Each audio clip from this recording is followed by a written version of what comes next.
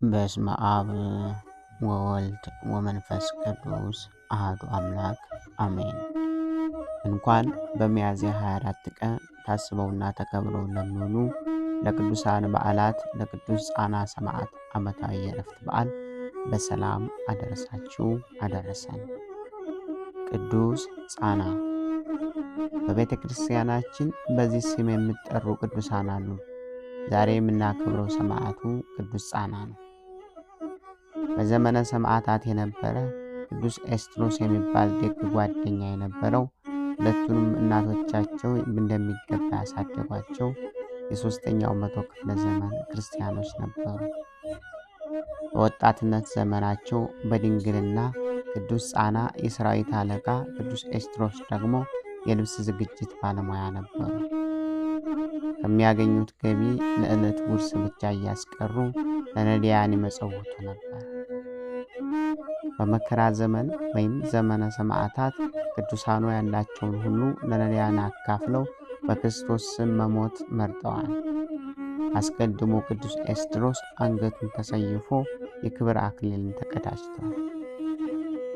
ሰማዕቱ ቅዱስ ጻና ባልንጀራው ኤስድሮስ ከተገደለ በኋላ ለ36 ቀናት በጨለማ እስር ቤት ውስጥ ከብዙ ስቃይ ጋር ቆይቷል። መከራን ቢያጸኑበትም በሃይማኖቱ ጽኑ ነበርና እርሱንም በዚህች ዕለት ገድለውታል። ደግናቱ በቦታው ነበረችና መላእክት በክብር ነፍሱን ሲያሳርጉ ተመልክታለች። ፈጣሪ ከሰማዕቱ ክብር ያድለን። በሚያዝያ 24 ቀን የሚከበሩ ዓመታዊ የቅዱሳን በዓላት ቅዱስ ጻና ሰማዕት፣ አባ ሱንቶዮስ ሊቀ ጳጳሳት፣ አባ ይድራ የደብረ ሲና ቅዳሴ ቤት ይታሰባሉ።